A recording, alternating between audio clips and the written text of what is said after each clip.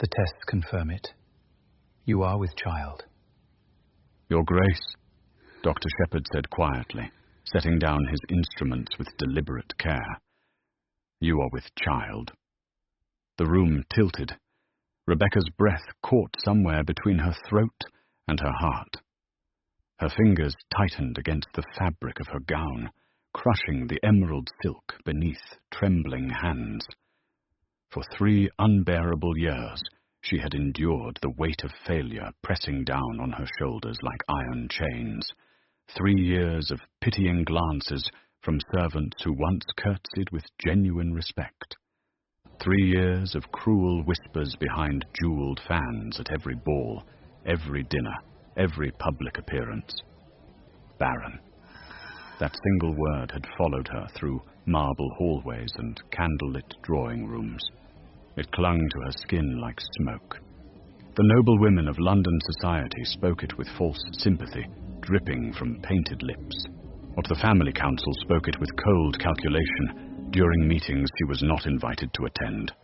And Ronald, her husband, the powerful Duke of Blackthorn, he had stopped speaking to her at all. But now everything would change. "Are you certain?" Rebecca whispered, her voice barely audible above the rain hammering against the windows. Dr. Shepherd nodded, his weathered face softening with something that looked almost like relief.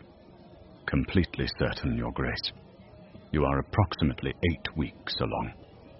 Rebecca closed her eyes.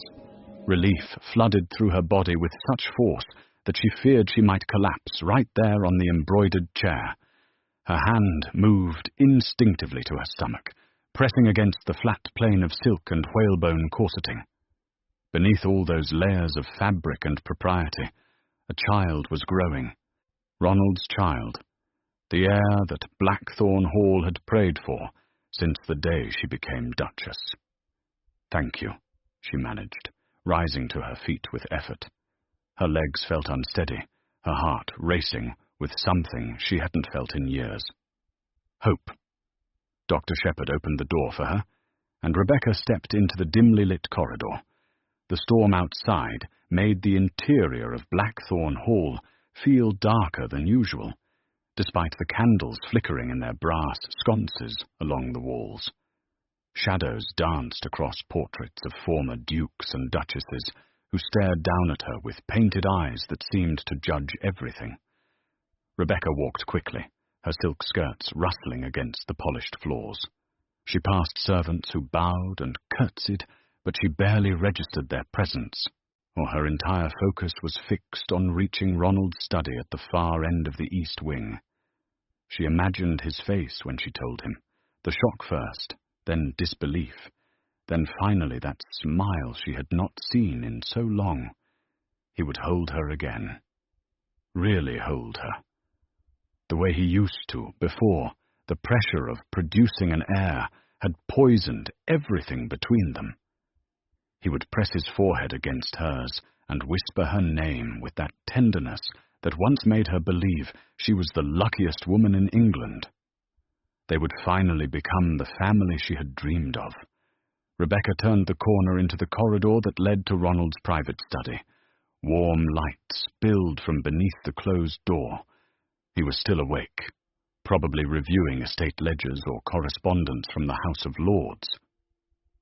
She quickened her pace, her heart hammering against her ribcage with anticipation. But as she reached for the door handle, voices drifted through the heavy oak. Female voices. Rebecca froze, her hand suspended in mid-air. "You must face reality, Ronald." That was Lady Edith Wells, Ronald's mother. Her voice carried the sharp authority of a woman who had ruled Blackthorn Hall long before Rebecca arrived. 3 years without an heir. The family council grows impatient. "I am aware of their impatience, Mother." Ronald's voice sounded exhausted, hollow. "Then you must act." A third voice joined the conversation. Smooth, cultured, beautiful. Countess Cecilia Osborne. Rebecca's fingers tightened against her skirts. Cecilia had been a constant presence at Blackthorn Hall in recent months, at attending dinners and social events with the kind of ease that suggested she belonged there. "It is not Rebecca's fault," Ronald said, but his voice lacked conviction. "Of course it is not her fault," Lady Edith replied with false sympathy that made Rebecca's stomach turn. "The poor girl cannot help her condition. But you are a duke, Ronald. Your duty is to this estate, to the Wells bloodline, to England itself. You cannot build a legacy on sentiment." Silence stretched between the words. Rebecca stood frozen in the corridor, one hand pressed against the doorframe to steady herself. She should leave. She should turn around and return to her chambers and pretend she had never heard this conversation. But her feet refused to move. "Dr. Harrington's report was quite clear," Cecilia said softly. "Rebecca's condition is permanent. She will never bear children." Rebecca's heart stopped. Dr. Harrington. She had never met any physician by that name. Dr. Shepherd had been the only doctor to examine her, and he had just confirmed she was carrying a child. "The report could be wrong," Ronald said, but doubt crept into his tone like frost spreading across glass. "Medical science does not lie, darling." Cecilia's voice dripped with poison, disguised as concern. "You have given Rebecca every opportunity. You have been patient beyond measure. But a duke cannot build a dynasty on a barren wife." The word struck Rebecca like a physical blow. Barren. Her hand moved instinctively to her stomach, where Ronald's children were growing. Twins, perhaps, if the unusually strong symptoms meant anything. Or the heirs he believed would never exist were already forming inside her body, while he stood in his study discussing her failure. "She deserves happiness," Cecilia continued, her voice taking on a gentle, persuasive quality. "Away from the pressure and scrutiny of aristocratic life. Somewhere peaceful, where she can live without the constant reminder of what she cannot provide. It would be a kindness, truly." "You speak as if I should send my wife away," Ronald said, but the fight had drained from his voice. "I speak as someone who cares deeply for both of you," Cecilia replied. "Rebecca is suffering here, Ronald. Anyone can see it. The whispers, the judgment, the weight of expectation crushing her spirit day after day. Would it not be merciful to release her from this burden?" Rebecca closed her eyes. Ma Cecilia's manipulation was so skilled, so carefully constructed, that it sounded almost reasonable, almost kind. "And what of Blackthorn?" Lady Edith's voice cut through the false sympathy like a blade. "What of the Wells name? What of your duty to provide heirs? You cannot wait forever, Ronald. You are 32 years old. Time is not on your side." Thunder rolled across the sky, shaking the windows. "The family council has already discussed alternatives," Lady Edith continued. "Discreet alternatives that would preserve everyone's dignity. Rebecca could be provided for generously. A comfortable estate in the countryside, financial security for life. And you could fulfill your obligations to the duchy without the scandal of a public divorce." Rebecca's breath came in shallow gasps, her vision blurred with tears she refused to let fall. But they were planning her exile, discussing the dissolution of her marriage as if she were a failed business investment, rather than a human being who had loved Ronald with every piece of her heart. "I cannot simply send her away," Ronald said, but his resistance sounded weak. Tired. "You can," Cecilia said gently. "You must. For her sake as much as yours. She will never find peace here, Ronald. Every day she remains at Blackthorn Hall is another day of torture for her. Let her go. Let her find happiness elsewhere." Silence filled the study. Rebecca waited, her entire body trembling. She waited for Ronald to defend her, to rage against the suggestion, to declare that he loved his wife and would hear no more of this cruel scheming. Instead, he spoke 4 words that shattered her world completely. "Send her away before morning." The corridor spun. Rebecca stumbled backward, her shoulder hitting the wall with enough force to bruise. She pressed her hand against her mouth to stifle the sob rising in her throat. Her other hand remained on her stomach, protecting the children that Ronald would never know existed. She could not breathe, could not think. The walls of Blackthorn Hall closed in around her like a coffin. Footsteps approached the study door. Rebecca forced herself to move. She walked quickly back down the corridor, her vision blurred with unshed tears. She passed a maid carrying fresh linens, and somehow managed to nod politely. Training took over when the heart failed. Duchesses did not collapse in hallways.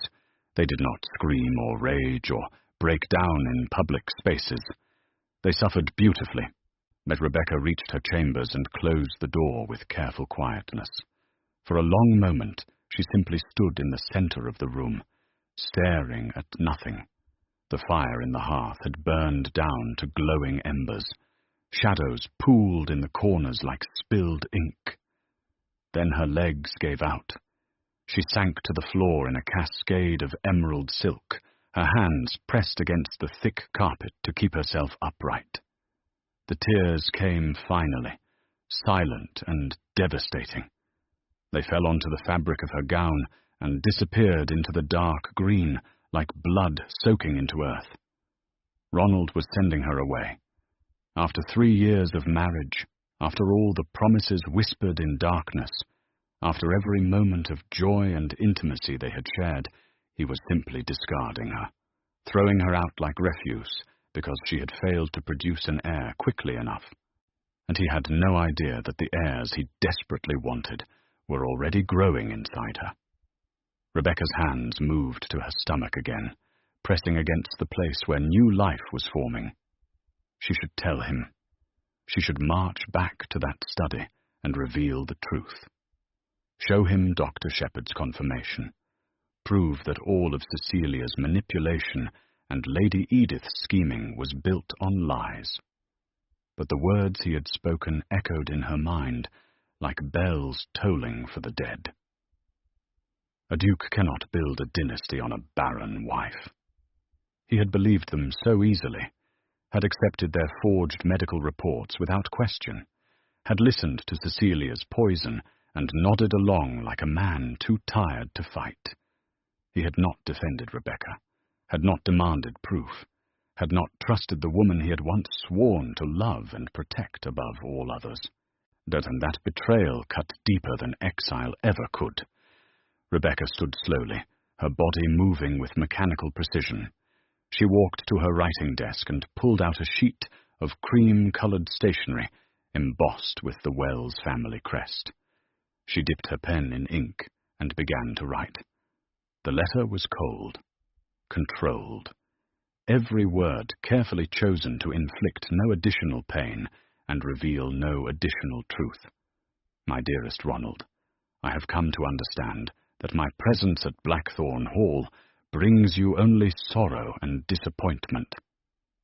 I cannot give you what you need most, an heir to carry forward the Wells legacy. This failure has poisoned our marriage beyond repair. I release you from your obligations to me. I will leave Blackthorn Hall before morning, and will not return. Please do not search for me. I ask only that you remember me with kindness, if you remember me at all. May you find the happiness and legacy you deserve. Rebecca. She folded the letter with steady hands and sealed it with wax. Then she placed it on Ronald's side of the bed, where he would find it when he finally came to their chambers.